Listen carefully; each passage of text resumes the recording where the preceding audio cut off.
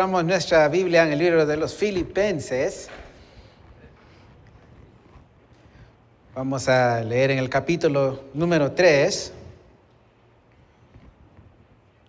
de versos 4 al 11. Dice de la siguiente manera: aunque yo tengo también de qué confiar en la carne, si alguno piensa que tiene de qué confiar en la carne, yo más, circuncidado el 8º día, del linaje de Israel, de la tribu de Benjamín, hebreo de hebreos, en cuanto a la ley, fariseo, en cuanto a celo, perseguidor de la iglesia, en cuanto a la justicia que es en la ley, irreprensible. Pero cuantas cosas eran para mí ganancias, las he estimado como pérdida por amor de Cristo. Y ciertamente aún estimo todas las cosas como pérdida por la excelencia del conocimiento de Cristo Jesús, mi Señor, por amor del cual lo he perdido todo y lo tengo por basura para ganar a Cristo y ser hallado en Él, no teniendo mi propia justicia, que es por la ley, sino la que es por la fe de Cristo. Oremos, hermanos. Bendito y amado Padre, gracias te damos, oh Dios. Gracias por este momento que nos das de poder exponer tu palabra y asimismo, Señor, poder vivirla cuando el tiempo es adecuado, a cada momento, Señor. Así que gracias, Señor, te pedimos en el nombre de Jesús y te damos gracias. Amén. Bueno, hermanos, hemos estado viendo las Escrituras en la escuela dominical, en la epístola a los Filipenses. Y hermanos, en esta porción tenemos al apóstol Pablo nuevamente llamándonos a no confiar en la carne. Por lo tanto, no confiamos en la carne. Al saber esta verdad, nos lleva a no confiar en la carne. Y vamos a ir aclarando, hermanos, a qué se refiere el apóstol Pablo cuando dice no confiar en la carne. Pero antes de esto, hermanos, quisiera dar un contexto del libro a los Filipenses. Tenemos al apóstol Pablo en prisión, en el pretorio, y nuevamente ha sido encarcelado por predicar el evangelio. Y simplemente, en este caso, esto ha sido de bendición para el apóstol. Él ha podido predicar el evangelio aún a los que están en la cárcel y aún podemos ir a los soldados que servían al imperio en ese momento.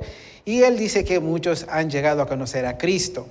Aparte de esto, vemos que su prisión ha motivado a los demás hermanos que están fuera para seguir predicando el evangelio.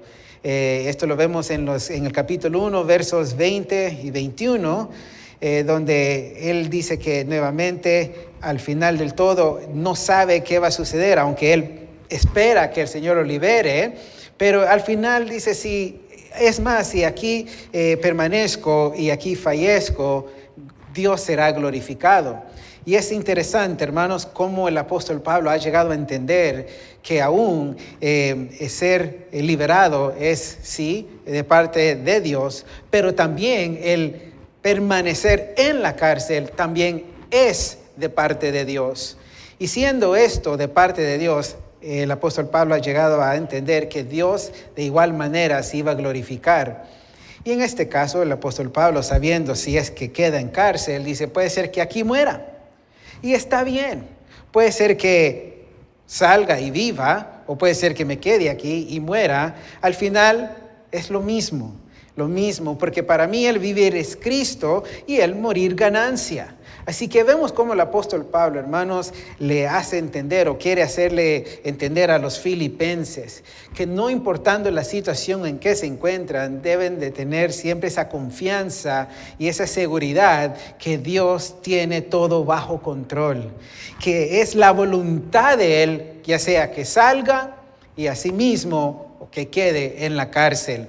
Hermanos, ahí es donde tenemos que entender que si estamos pasando por situaciones difíciles, es la voluntad de Dios para nuestras vidas. Y al final del todo, Dios se glorificará en esa circunstancia, en esa situación en que nos encontramos, que puede ser adversa. Sabemos que Dios se va a glorificar y se está glorificando, no importando nuevamente la situación. No siempre tienen que ser positivas o alegres las circunstancias para decir, soy bendecido por Dios. Más bien tenemos que afirmar y reconocer, hermanos, que aún las pruebas, las luchas, son bendición de Dios para nuestras vidas. ¿Por qué? Porque si recordamos las palabras del apóstol Pablo en Romanos, cuando nos recuerda que todas las cosas nos ayudan para bien. Y recordando esto, entonces, y pensando en esto, tenemos que saber que aún este es un proceso en el cual Dios nos ha permitido estar para ir formándonos, para poder entonces presentar en las circunstancias el carácter de Cristo o el carácter de Dios. Y viendo esto, entonces, el apóstol Pablo le dice a la iglesia de los filipenses, no se preocupen, más bien regocíjense, gozaos conmigo en esto, porque al final esta es la voluntad de Dios y estamos viendo cómo aquí adentro del pretorio el evangelio está siendo predicado y esto motiva a los demás hermanos a continuar predicando. Pero también el apóstol Pablo es consciente que si queda, que lo deja libre el Señor, esto le ayudará al pueblo. El apóstol Pablo entiende que si sale de la cárcel va a ser de bendición para el pueblo. Y eso es lo que dice, sí, para mí fuera mejor morir y quedar tal vez acá para ya morir, pero entiendo que también ustedes me necesitan y el Señor tiene propósitos aún en nuestras vidas y sé que va a ser de mucha más bendición para ustedes el que yo sea liberado y así poder continuar con el ministerio que el Señor nos ha dado. Pero el apóstol Pablo les quiere hacer saber también, ya sea que me vaya, sea liberado o que quede en prisión, en el verso 27 del capítulo 1 dice, solamente que os comportéis como es digno del evangelio de Cristo. Y eso es lo que el apóstol Pablo quiere que la iglesia esté consciente, que vivan o que anden y que se comporten como es digno del evangelio. Ahora muchos pensarían, bueno, ahí va a decir, hagan esto, esto y esto, y no hagan esto. Y sí, nos da unas recomendaciones, nos prescriben, ¿verdad?, lo que él se refiere a lo que es digno del evangelio. Nuevamente, algunos pueden pensar que el apóstol Pablo decir hay que ayunar, hay que orar, hay que leer las escrituras. Y hermanos, esto es algo natural del cristiano. Esto es lo que debe haber en cada una de nuestras vidas. Y a veces es importante recordarle al pueblo o recordarnos que esto es necesario en nuestras vidas para ir creciendo, para ir madurando en el conocimiento del Señor, para ir nuevamente muriendo a nosotros mismos para que el Espíritu Santo o el fruto del Espíritu Santo fluya en nosotros y entonces podemos ser esos hijos de Dios que Él requiere. Claro que a veces nos encontramos en la lucha con nuestras pasiones, nuestros deseos, pero ese sería otro caso donde el apóstol Pablo tal vez toca en otras epístolas. Pero en esta específica, hermanos, el apóstol Pablo quiere como dirigir al pueblo a no enfocarse mucho en las obras personales del cristiano o las acciones o ya sea las prácticas del cristiano, lo que es la oración, el ayuno, el estudio de las escrituras. Porque nuevamente, entendiendo que esta es una práctica natural que ya viene después de tener el Espíritu Santo que nos lleva a hacer estas cosas. Ahora, como resultado de esa búsqueda personal, de esas devocionales o esos devocionales que hacemos, de la oración que hacemos, de cualquier cosa que hagamos para enfocarnos más en nuestras vidas, para presentar el carácter de Cristo a los demás, el apóstol Pablo tiene algo más en mente. ¿Sí? Y esto es lo que él nos prescribe ahora como iglesia. Recordemos que le está escribiendo a la iglesia y esto es lo que el apóstol Pablo prescribe a la iglesia. Nuevamente como contexto, nos continúa ahí en el verso 27, dice, para que, o sea que vaya a veros o que esté ausente, oiga de vosotros que estéis firmes en un mismo espíritu, combatiendo unánimes por el evangelio.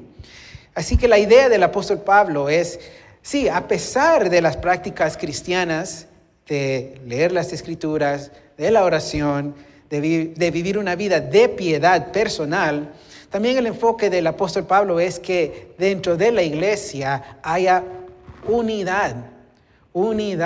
Por eso dice aquí, en mismo espíritu, combatiendo unánimes por la fe del evangelio. Y nuevamente eso lo conecta al capítulo número 2, verso 2, donde también nuevamente le dice, completad mi gozo. Es decir, ya estoy contento con ustedes, estoy satisfecho con lo que hacen porque son obedientes, pero sigan adelante, completen mi gozo sintiendo lo mismo. Nuevamente el llamado a estar en el mismo sentir, teniendo el mismo amor. Vemos ese llamado a estar unidos, teniendo el mismo amor, unánimes, sintiendo una misma cosa. Y ese es el llamado que el apóstol Pablo hace de vivir o comportarse como es digno del evangelio. ¿Y cómo es eso? Bueno, vivan o compórtense como es digno del evangelio. ¿Cómo? Unánimes, teniendo el mismo amor, combatiendo juntos por la fe del evangelio. Y esto es muy interesante, hermanos, que a veces pensamos que el vivir de acuerdo, conforme al evangelio, es sí abstenerse de esos pecados que todos conocemos como cristianos, pero se nos olvida la unidad que debe haber con los hermanos, la unidad que debe haber en el cuerpo de Cristo. Y al no ser parte de esa unidad, entonces el apóstol Pablo, ahí es donde también llama y dice, nos dice en el capítulo anterior, que para los que no están en ese sentir, eso es señal de condenación. Es decir, a los que no están en el mismo sentir, en el mismo amor, unánimes, combatiendo por la fe del evangelio, los que no están en ese sentir, eso es señal para condenación de estos. Pero para vosotros, es decir, a los cristianos, a los que de verdad desean ser unidos, para los que de verdad desean estar en ese mismo amor, para los que de verdad quieren combatir juntos por la fe del evangelio. Y la pregunta es, pero ¿por qué algunos desean? Bueno, en este caso tenemos que darle eso a la obra del Espíritu Santo en el cristiano. Y por eso el apóstol Pablo dice, y esto es señal de salvación para vosotros. Porque el Espíritu Santo es el que nos guía, es decir, a todos, para poder estar unánimes, para poder estar en el mismo amor, para estar juntos combatiendo por la fe del evangelio. Esa es obra del Espíritu Santo en el cuerpo de Cristo. Y al que no desea estar de esa manera, o se está dejando llevar por la carne, o como dice el apóstol Pablo, o es señal de condenación, es decir, no tiene al Espíritu Santo. Y esto nos hace pensar o nos debe hacer pensar, ¿a dónde estoy parado? ¿Quiero esa unidad con mis hermanos? ¿Quiero ser parte de ese grupo, de ese cuerpo de Cristo? ¿O yo soy separado, o me estoy aislando de los hermanos, en vez de ser parte, en vez de ser unánimes, en vez de estar en el mismo amor junto con los hermanos, que nuevamente es a lo que el Espíritu Santo lleva a los cristianos? Y entonces la única manera, dice el apóstol Pablo, que podemos llegar a ser esas personas o ese cuerpo de Cristo que anhela estar en unidad, que anhela estar en el mismo amor, que anhela combatir juntos por la fe del evangelio, la única manera de poder llegar a sentir eso también es, como dice en el capítulo 2, verso 5. Haya pues en vosotros Este sentir que hubo también en Cristo Jesús, el cual siendo forma de Dios, no estimó el ser igual a Dios como cosa de que aferrarse, es decir, no se sintió superior a los demás, por quien Él vino a morir. Es más, dice, sino que se despojó a sí mismo, tomando forma de siervo, hecho semejante a los hombres, se hizo uno de nosotros, y al hacerse uno de nosotros no se mantuvo con esa superioridad o sintiéndose superior a los demás seres humanos como nosotros. Más bien dice que se despojó a sí mismo en forma de hombre, siendo hombre se despojó de sí mismo, se hizo siervo de los hombres. Verso 8, y estando en la condición de hombre, se humilló a sí mismo, haciéndose obediente hasta la muerte, y muerte de cruz. Vemos entonces, hermanos, que nuestro anhelo, si deseamos entonces cada día formarnos a la imagen de Cristo, si el Espíritu Santo está obrando en nosotros, como resultado entonces nuestro deseo es entonces poder presentar a Cristo a los demás, reflejar a Cristo. Y para entonces reflejar a Cristo, nuevamente no solo es la abstinencia de pecado o de esos pecados que decimos que son groseros, porque pecado es pecado. Si no amas a tu hermano es pecado. Si no estás en el mismo sentir con tu hermano es también pecado. ¿Por qué? Porque no estamos pegándole al blanco. Es decir, estamos errando al blanco. Es como si disparamos y no le pegamos al blanco. Y eso es lo que el apóstol Pablo nos está diciendo. Vivir o comportarnos como es digno del Evangelio es ser una iglesia unánime, una iglesia junta, una iglesia que es como un cuerpo, que se aman los unos a los otros. Y viendo esto entonces, que el Señor se humilló, de esa manera entonces tenemos que estar o tener ese mismo sentir en nosotros, de humillarnos, de despojarnos a nosotros mismos. Porque en el momento que no hagamos eso, llega el sentir de sentirnos más espirituales, más santos que los demás. Pero imagínese ahora el Señor llegando acá, encarnado, sintiéndose Él el santo, el que mejor yo no me acerco a estos gentiles. Es más, ni me acerco ni a los judíos. Porque al final del todo tenemos que reconocer que el pueblo judío en ese momento rechazó al Mesías. No estaban en el mismo sentir a lo cual los llamaban las Escrituras. Más bien miraban a Jesús como un farsante, un mentiroso, alguien que estaba blasfemando, y hasta el punto que lo crucificaron. Ahora el Señor, recibiendo ese trato, no se sintió superior, no sintió el deseo de aniquilar a la humanidad. Dice que se humilló tanto que llegó y hizo todo lo que el Padre le encomendó.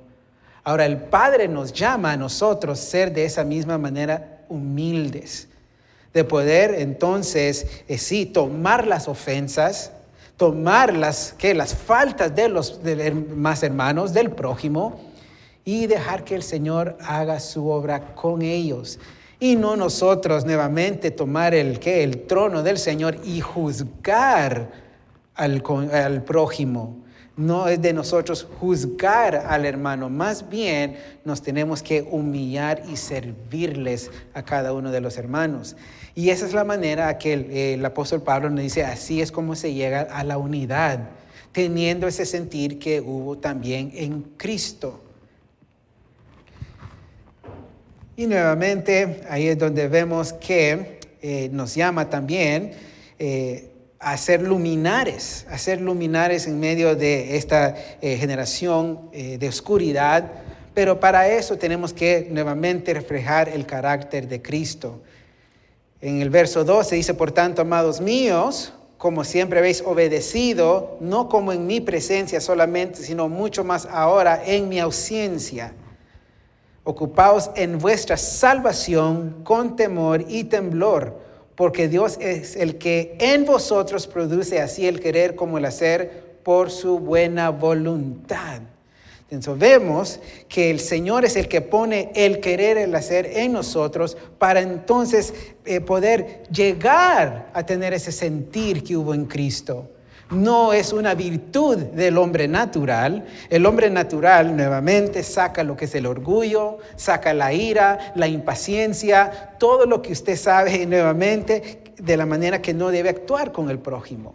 ¿Por qué hay disensiones? Bueno, porque hay orgullo. ¿Por qué hay contiendas? Nuevamente, porque hay orgullo. ¿Del qué? Bueno, de mí mismo, del yo. No me hables así, no me traten así. Yo merezco que me traten como ¿qué? Realeza, como el rey, porque soy hijo de Dios. Y es más, ahí está el sentido de sentirnos superior, ¿sí?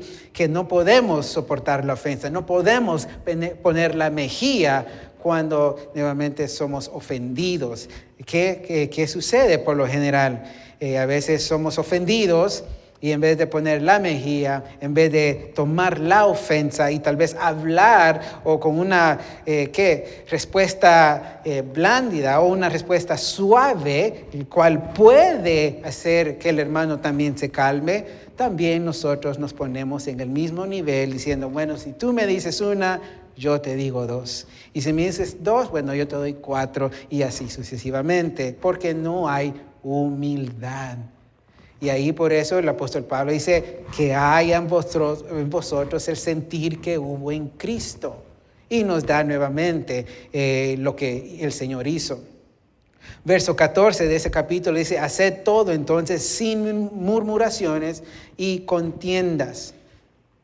Haced todo sin murmuraciones y contiendas, para que seáis irreprensibles y sencillos hijos de Dios, sin mancha, en medio de una generación maligna y perversa. Entonces el llamado nuevamente es hacer las cosas sin murmuraciones, sin contienda, sin estar hablando mal del prójimo, sin tener envidias del prójimo, de nuestros hermanos que también están trabajando para la obra del Señor. Y ahí es donde muchas veces vemos los conflictos en las áreas de servicio, donde tal vez alguien está sirviéndole al Señor y otra persona también, hay desacuerdo y entonces hay desacuerdos en esa área. Uno dice, entonces ya no sirvo al Señor, aquí ya no hay amor en esta iglesia, ¿cómo los tratan? Bueno, ahí es donde tenemos que poner nuestra mirada en Cristo y recordemos, todo lo que sucede, hermanos, está bajo la voluntad de Dios. Todo ha sido decretado por Dios, así que si llega una prueba, llega una persecución interna, podemos decirlo así, aunque no deberían de haber, porque todos tendríamos que estar en el mismo amor, en el mismo sentir, en la misma fe, o la misma pelea o la lucha por la fe del Evangelio. A veces suceden cosas dentro del cuerpo de Cristo. Pero ahí es donde tenemos que comprender y decirle, Señor, bueno, tú has permitido esta situación, ahora permíteme o ayúdame a tener ese sentir que hubo en Cristo y ser humilde y humillarme y ver a los demás como superior de mí mismo. Ahora llegando al capítulo 3, donde está la porción que leímos, llegamos a la porción del apóstol Pablo. Dicen, ok, viendo esto, que van a haber situaciones adversas, el Señor tiene el control de todas las cosas, regocijaos, okay, y en ese regocijo sigan trabajando unánimes en el mismo amor, combatiendo juntos por la fe del Evangelio, okay, pero en eso también hagan las cosas sin murmuraciones, sin contiendas, okay, no sintiéndose superior el uno del otro, porque ahí es donde entra entonces el juzgar al prójimo, el criticar al prójimo. Bueno, ¿qué hay de criticar al prójimo? ¿Qué hay de observar del prójimo? Bueno, ahí es donde entra entonces el estándar que podamos tener cada uno de lo que Dios requiere con respecto a las obras de la ley o las obras del cristiano. Por eso el apóstol Pablo llega a esta porción y aparte de decir, ok, hagan todo sin murmuración, háganlo todo junto, unánimes en el mismo amor. Pero aquí es el problema, que el problema puede ser que también viendo esto, puedan observar al prójimo y entonces caer en el error de criticar, de juzgar. Pero por eso, veamos nuevamente ahora sí el capítulo 3, donde el apóstol nos llama a no confiar en la carne. Dice, por lo demás, hermanos, gozaos en el Señor. Nuevamente la palabra o el término gozaos o regocijaos en el Señor. A mí no me es molesto el escribiros las mismas cosas y para vosotros es seguro. Guardaos de los perros, guardaos de los malos obreros, guardaos de los mutiladores del cuerpo. Hagamos una pausa ahí. Ahora, ¿por qué empieza el apóstol Pablo a hablar de esto? Recuerde, aquí dice, ahora por lo demás, como diciendo, ahora también guardaos de estos perros. Ahora, ¿quiénes son estos perros? Guardaos de los mutiladores del cuerpo. Recordemos que los judaizantes, que era un grupo que se llamaba o decía ser creyentes de Cristo, pero al mismo tiempo creían que era necesario que los gentiles que habían llegado a creer en Jesucristo, observaran o practicaran la ley mosaica. Y para eso también tenían que pasar por el ritual, o sí, lo que es la circuncisión. La circuncisión nuevamente es cortar el prepucio del varón y entonces esto lo tenía que hacer para ser parte del cuerpo o en este caso para ser parte del pueblo de Dios. Esto era lo que se usó con Abraham, donde el apóstol Pablo nuevamente, él está muy consciente de eso. Recordemos quién era el apóstol Pablo. Él mismo nos va a recordar que lo que él está hablando es cierto porque él lo entiende muy bien y Dios le ha revelado tales cosas. Entonces vemos cómo estos perseguidores, estos hombres que en otras porciones en Gálatas vemos cómo el apóstol Pablo menciona a estos judaizantes que querían forzar la ley mosaica a los nuevos cristianos gentiles, queriendo también que pasaran por la circuncisión. Les dice, estos son falsos hermanos. ¿Por qué le dice falsos hermanos? Bueno, porque estos hombres decían, sí, está bien creer en Jesucristo, pero es necesario que estos gentiles también se circunciden y practiquen la ley de Moisés. Y eso es lo falso de lo cual el apóstol está hablando y le dice, son falsos hermanos. Estos falsos hermanos también predican un falso evangelio que ha sido adulterado. Y cualquiera que entonces adultere el evangelio o lo cambie, sea anatema. Y el apóstol Pablo dice, estos hombres son anatema. Y los que siguen o creen el mensaje de estos anatemas también son anatema porque han creído en un evangelio nuevamente adulterado, un evangelio falso. Y no es que hayan diferentes evangelios, pero el evangelio que Dios ha enviado y lo dio mediante los apóstoles, venían estos judaizantes y nuevamente lo adulteraban, lo cambiaban, lo pervertían, metiéndole la necesidad de guardar las obras de la ley. Y aquí es donde llegamos entonces que el apóstol Pablo aún tuvo que exhortar a otro apóstol que conocía y predicaba el verdadero evangelio. Pero ¿qué pasa? A veces, conociendo el verdadero evangelio, las personas son intimidadas por aquellos que no conocen el evangelio, pero son tal vez un poco más vocal en su falta de conocimiento, queriendo nuevamente imponer obras en la salvación, imponer obras en la justificación del cristiano. Y lamentablemente ese mismo evangelio pervertido y adulterado sigue en nuestros días. Vemos muchas iglesias queriendo hacer énfasis, sí, en aceptar a Cristo, pero también hacen énfasis en la necesidad de las obras para mantener la salvación, para mantenerse salvos, para mantenerse santos, para mantenerse justificados delante de Dios. Y ese es el evangelio que el apóstol Pablo dice que es anatema. Y cualquiera que cree en ese evangelio, el apóstol Pablo dice, es un falso hermano. Y eso debe ser para nosotros, hermanos, en verdad, en algo de qué pensar. Porque cuántos de qué personas que conocemos creen en un evangelio de así. O aún, cuántos de nosotros también creímos en un evangelio así. Ahora, por eso le damos gracias a Dios que en su misericordia el Señor nos ha alumbrado su luz, es decir, su evangelio. Y quiero, hermanos, que veamos Gálatas capítulo 3 para tener este encuentro, el apóstol Pablo con el apóstol Pedro. Perdón, hermanos, es capítulo 2, me van a perdonar, hermanos, capítulo 2. En el verso 11 dice, hablando de Pedro, y aquí en el 14 dice, pero cuando vi que no andaban rectamente conforme a la verdad del evangelio. Paremos ahí, hermanos, muchos dirían, ¿qué pecado estaba cometiendo Pedro y los demás? Para que no estuvieran rectamente conforme a la verdad del evangelio.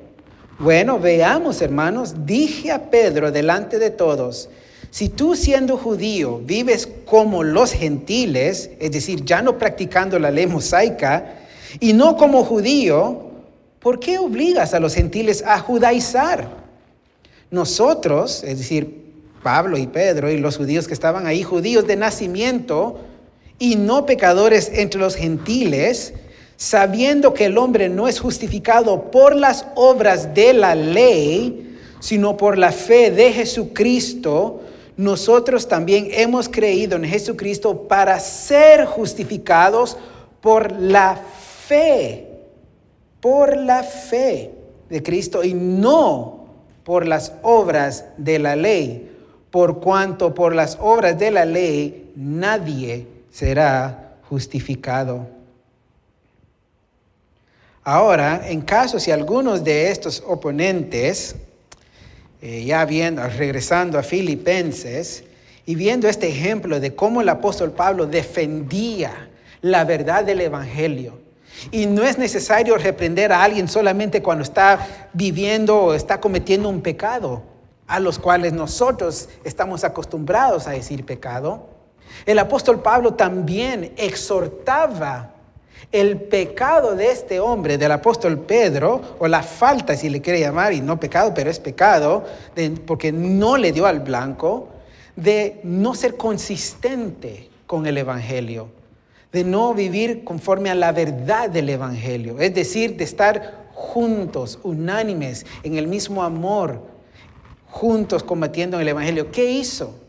Por temor a los judaizantes, es decir, a los que habían pervertido el evangelio, porque estos hombres sí eran de estos hombres que apedreaban, perseguían, arrastraban, hacían de todo por cualquiera que ellos creían que era un blasfemo o un hereje, lo podían hasta matar. El apóstol Pedro dice que intimidado por ellos, se hizo al lado de ellos.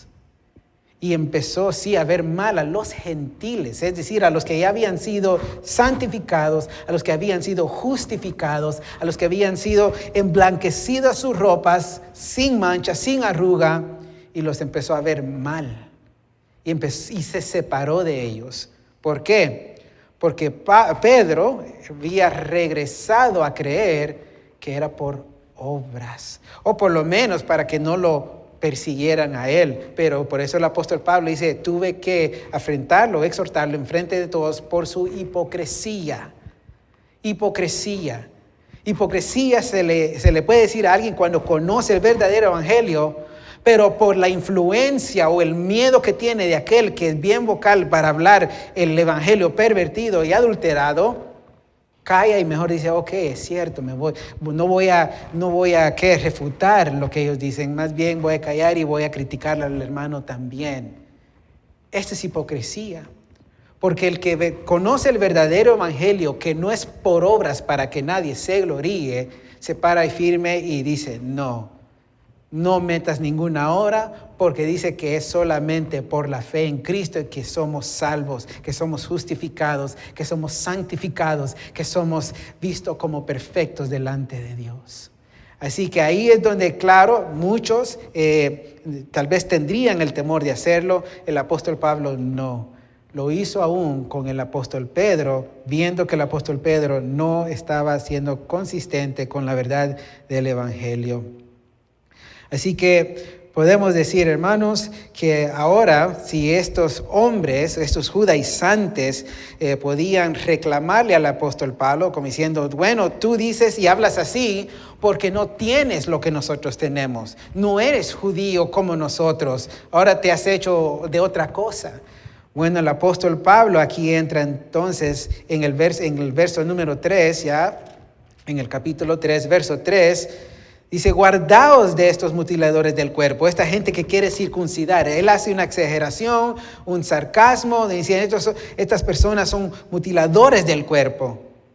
¿Pero por qué? El verso 3 dice, porque nosotros somos la circuncisión. ¿Quiénes nosotros? Los cristianos, los que han creído en Jesucristo y los que no dependen de la obra de la ley, de ningún ritual, ni ninguna ley mosaica, sino solo mediante la fe en Jesucristo.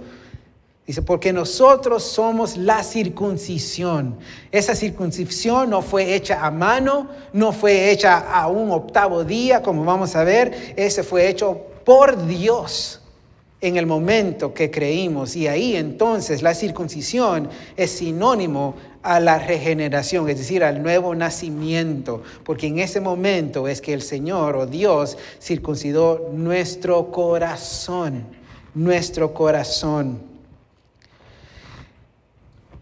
Y continúa entonces diciendo, los que en espíritu, aquí dice servimos en la Reina Valera, también está bien, mas también se puede traducir a los que en espíritu adoramos a Dios. Recordemos que la adoración, hermanos, no es solo cantar lo que vemos aquí en la pantalla y las letras y cantamos. Nuestra vida entera es una adoración a Dios. Por eso el apóstol Pablo en Romanos nos dice, presentad vuestros cuerpos como sacrificio vivo, porque toda nuestra vida es un sacrificio para Dios. Pero pensamos nuevamente que la adoración o servir al Señor es nuevamente tocar un instrumento, cargar a un baby, hacer un café ahí abajo, tal vez pasar la aspiradora aquí. Eso es parte también. Pero nuestra vida es servicio para Dios. Cuando trabajamos allá afuera, estamos sirviendo a Dios. Trabajamos para Dios. No para el hombre, no para el ojo, sino con Dios, para la gloria de Dios. Estamos manejamos para la gloria de Dios. Comemos, bebemos para la gloria de Dios. Todo lo que hacemos es para la gloria de Dios. Y por eso nuestra vida debe ser presentada como sacrificio santo y viva para la gloria de Dios. No teniendo entonces, dice, los que en espíritu servimos o adoramos a Dios y nos gloriamos en Cristo. Y esto es muy importante. Nos gloriamos en Cristo Jesús. Ahí debería estar nuestra gloria. ¿Por qué? Dice, no teniendo confianza en la carne. Ahora, cuando hablamos de carne, hermanos, a veces pensamos que cuando hablamos y decimos, este hermano está en la carne, ¿sí? Decimos, este hermano está pecando, este hermano está actuando de una manera que no es del Espíritu Santo. Pero recordemos anteriormente, el apóstol Pablo dice, para mí es más provechoso estar en la carne. Bueno, sería necesario estar en la carne para bendecirlos a vosotros, ¿sí? Es dando a entender que era necesario que él esté en este cuerpo, no ausente del cuerpo.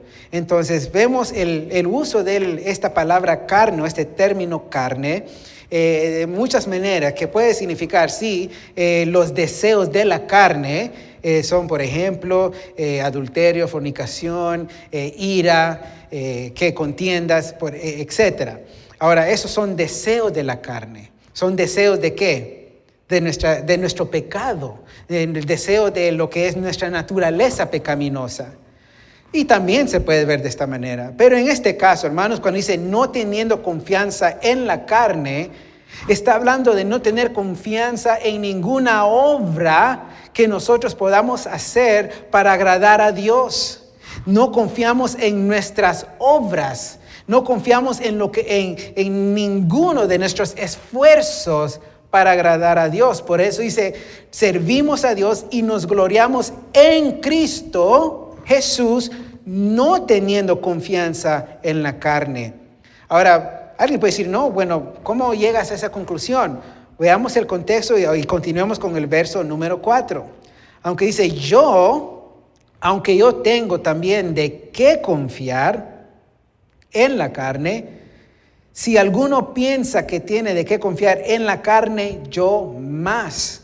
Entonces vemos que aquí no está hablando de algo positivo en la carne, como lo dijo anteriormente. Es necesario que yo esté en la carne, es necesario que yo esté vivo, es necesario que yo esté presente.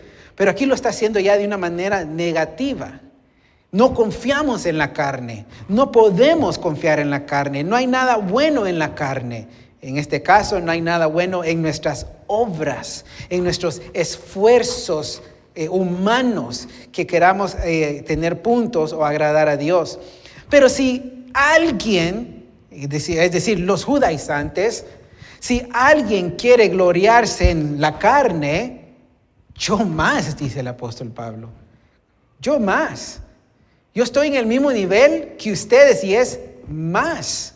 Sí, ustedes son judaizantes, son judíos, pero si ustedes conocieran quién era yo antes, supieran que de verdad yo tuviera de qué gloriarme en la carne, es decir, en mis esfuerzos humanos. Pablo ahora nos menciona algunas de las razones por las cuales él podría confiar en su carne o en la carne. Y los vamos a ir viendo, hermanos. La primera de la lista es, nuevamente dice, la circuncisión. La circuncisión. Verso 5, circuncidado al 8º día. Nuevamente esto viene cuando Dios hizo un pacto con Abraham y le dice, bueno, circuncida a tu hijo. Y nuevamente cada varón que nazca de ti tiene que ser circuncidado al 8º día. Ahora, me recuerdo una persona dijo, hermanos, ¿usted sabe que hay 8 días de verdad en el calendario? Y le dije, oh, no sabía, escuché de 7, hermanos. No, la Biblia dice que hay 8 días en la semana. Y me dice, y le dijo, ¿cómo? Bueno, la Biblia dice que al 8º día los niños, los varones tenían que ser circuncidados. Y, ok, bueno, tal vez puede ser que de las 7, ¿sí? Pasó una semana. Y empezando la nueva semana, empezando el día número 1 otra vez, ya son 8, ¿sí? Puede ser. No, hermano, son 8. Hay 8 en la semana. Ok, bueno, si usted cree que hay 8, hay 8. No lo puedo convencer, pero ahí dice al 8º día, ¿sí? Entonces, bueno, al 8º día debe ser circuncidado, ¿sí? Pablo fue circuncidado al 8º día. Al pie de la letra, sus padres nuevamente, siendo judíos, lo circuncidaron al 8º día. Cumplió con esa parte del que, como algo que hacía el pueblo de Israel, pero también era la ley, y eso lo vemos en Levítico 12:3. Además, era descendiente de Israel. Punto número 2, dice, del linaje de Israel. Israel o los israelitas se creían el pueblo, y eran el pueblo de Dios, pero se creían que superiores, se creían que eran la nata de la crema, si lo puede decir en este caso, y que los demás eran gentiles dignos de ir al infierno y ser tizones del infierno, es decir, carbón del infierno para hacer arder el infierno, ¿sí? Pero ellos, por ser israelitas, descendientes de Abraham, era un pueblo especial, un pueblo súper especial. Pero vamos a ver qué dice el apóstol Pablo después de eso. También dice que era de la tribu de Benjamín. Era la descendencia, de los israelitas que fueron, fieles fieles al reinado de David. En verdad vemos cómo también los padres lo nombraron queriendo honrar a Pablo. En este caso se llamaba anteriormente Saulo. Saulo de Tarso lo conocen algunos y lo conocemos. Su nombre era en honor al primer rey de Israel, que se llamaba Saúl. Así que vemos entonces cómo era así, algo de qué poder exaltarse. El apóstol Pablo decía, yo soy tan israelita, tan judío, tan judaizante, si lo quieren decir de esa manera, aunque yo no estoy diciendo que lo soy, sino dice, si alguien quiere gloriarse en la carne, yo más. ¿Sí? ¿Por qué? Circuncidado al 8º día, israelita de la tribu de Benjamín, hebreo de hebreos. Ambos padres eran judíos. Lo que se miraba en ese entonces era mucha mezcla, que donde ya no se podía también, ya no se podía indagar de qué tribu eran las personas. Y aún ahora les cuesta.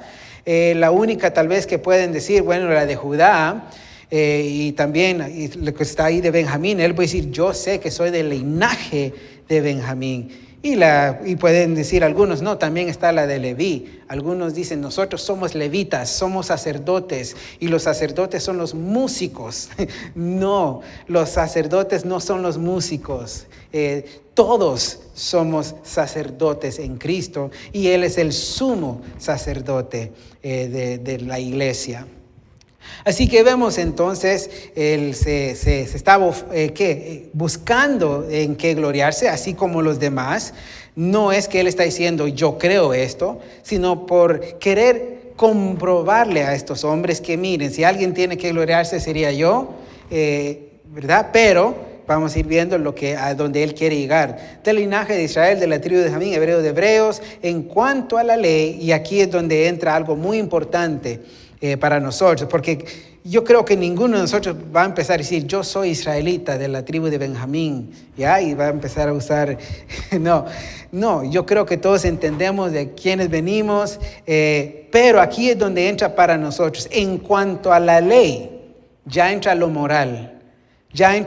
Lo primero era lo étnico, ¿sí? De dónde era, de dónde descendía, de Israel. Y Israel siempre se gloriaba en ser israelita, por ser el pueblo de Dios, y despreciaba a las demás personas. Pero ahora, en cuanto a lo moral, dice, en cuanto a la ley, fariseo. Ahora, los fariseos era la secta más estricta en cuanto a las sectas de Israel. Eran nuevamente hombres que estudiaban la ley, doctores en la ley. Nos recordamos de Gamaliel, por ejemplo. El apóstol Pablo dice que estudió a los pies de Gamaliel. Era uno de los doctores de la ley en ese entonces, muy reconocido, podemos decir, sabedor de la ley, de lo que era la religión judía. Entonces él era el estudiante a los pies de Gamaliel. Es decir, entonces este era uno, y podía haber llegado a ser doctor de la ley, pero Jesús o nuestro Señor lo rescató antes. Y pudo haber sido después rescatado también, pero Dios tenía planes diferentes para este hombre. Así que dice, era fariseo. En cuanto a celo, ahora aquí entra también a lo que él sabía de la ley. Y muchos hermanos dicen tener un celo por Dios cuando ven a una persona hacer algo que no está bien. Si el celo del Señor me consume y no puedo dejar que este hombre haga tal cosa. En este caso, el apóstol Pablo, en este caso cuando era Saulo, creía que hacía la voluntad de Dios, creía que estaba haciendo la obra de Dios. En lo que vamos a ver, dice, perseguidor de la iglesia. Eso era lo que era el apóstol. En este caso, Saulo era perseguidor de la iglesia. Tanto era su pasión por su religión, y él creía que era la religión de Dios, que hacía la obra de Dios, que hacía la voluntad de Dios en perseguir a la iglesia. Por eso él decía, si alguien es tiene algo de qué gloriarse, soy yo. Yo era apasionado por la religión. Y puede decir que es más que ustedes, porque ustedes sí me están persiguiendo a mí, pero lo que yo hice, ustedes no se comparan. Sí, yo iba nuevamente de ciudad en ciudad arrastrando a los cristianos. ¿Sí? Entonces él sentía que si alguien podía hacer más que gloriarse más en su religión, era él. Y en cuanto a la justicia, ahora hablando ya simplemente de la justicia, que es en la ley, irreprensible. Ahora la pregunta es, ¿cuántos de nosotros podemos decir, yo soy irreprensible? Yo soy irreprensible, ¿sí? Ninguno de nosotros. Y es más, yo pudiera decir, ¿cuántos de nosotros deseamos con todo nuestro corazón ser irreprensibles?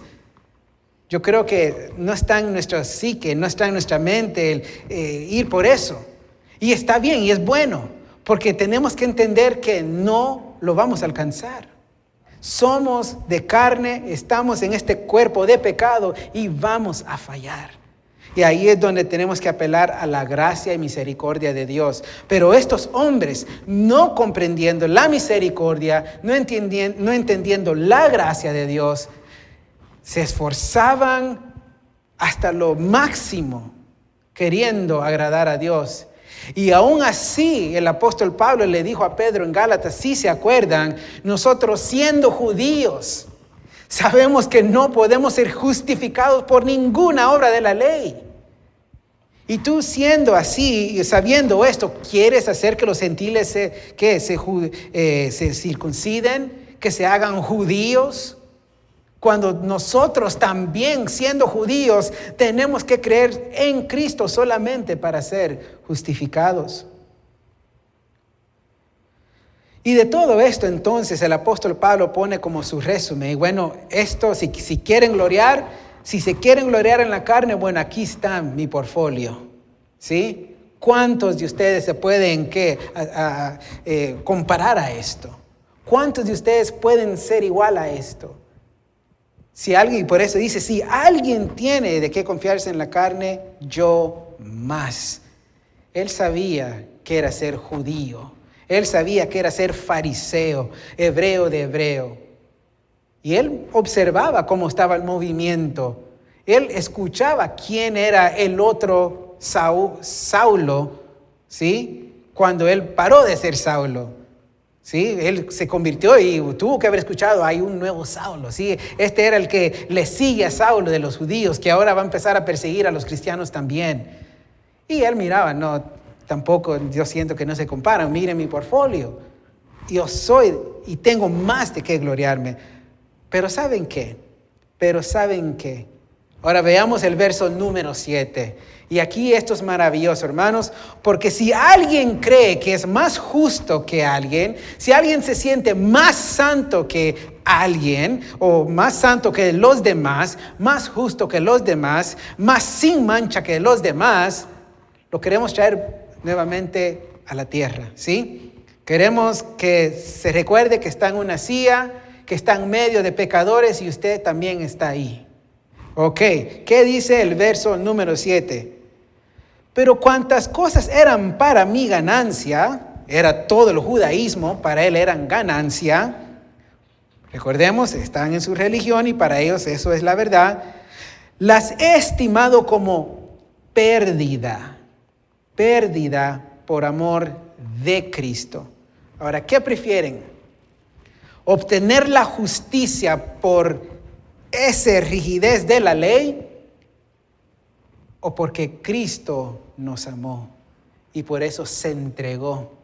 Y al tener fe en Cristo, ahora obtenemos todo lo que no pudo alcanzar, todo cumplimiento de la ley. Aún nunca nadie ha podido. Entonces, si podemos tenerlo, hermano, y tampoco es la salida fácil, no, porque no es del ser humano creer en Cristo. Si alguien llega a creer es porque el Espíritu Santo ha obrado en nuestras vidas. Pero el punto que el apóstol Pablo está diciendo, todo eso, toda esa religión, todo ese enfoque, esfuerzo de obrar, de querer agradar a Dios, de ganar puntos con Dios, mediante las obras, mediante los rituales, mediante mi descendencia, que al final no pudo hacer nada. Bueno, todo eso lo estimo como pérdida por amor de Cristo. Y ciertamente aún estimo todas las cosas como pérdida por la excelencia del conocimiento de Cristo. Todo lo que este hombre sabía, hermanos, y créame, era nuevamente un buen fariseo. Era fariseo. Pero ahora llega él y dice, todo eso era basura. Toda obra que yo queriendo hacer para agradar a Dios es pérdida y basura. No hay ninguna obra que el hombre pueda hacer que gane puntos para con Dios, que agrade a Dios o que pueda mantener contento a Dios con usted. Porque no son nuestras obras. Dice, no es por obras para que nadie se gloríe. Ahora, ¿de qué es lo que el Señor se agrada en nosotros? Se agrada la obra perfecta de Cristo en nosotros. No sus obras, la de usted y las mías, no. Se agrada de la obra de Cristo en nosotros. Se agrada de la justicia de Cristo en nosotros. Se agrada de la santidad de Cristo en nosotros. Se agrada de la perfección de Cristo en nosotros. No hay nada en usted ni en mí que pueda agradar a Dios, sino la obra de Cristo en nosotros. Y por eso el apóstol Pablo dice, no nos gloriamos en la carne, no nos gloriamos en nuestros esfuerzos. Porque siendo judío yo entendí que ni por mis propios esfuerzos podía agradar a Dios. Entendí que aún viviendo lo que más podía de la ley no podía cumplirla. Porque si quebrantaba uno, era transgresor de la ley y eso entonces me condenaba. Y ahora nosotros siendo cristianos pensamos, o algunos pueden llegar a pensar que son sus obras las que lo mantienen en la salvación, que los mantienen en la santidad, que lo mantienen en la justicia, en la perfección. Pero no son nuestras obras, porque si fuera por nuestras obras, el momento que usted le falla, usted y yo le fallamos al Señor, entonces queda cancelada nuestra salvación, nuestra justificación, nuestra santidad, nuestra perfección. Y nuestras vestiduras siguen siendo manchadas y arrugadas. Pero no son nuestras buenas obras, no son nuestros esfuerzos lo que le agrada a Dios. Nuestros esfuerzos, buenas obras, como lo quiera llamar, son como trapo de inmundicia.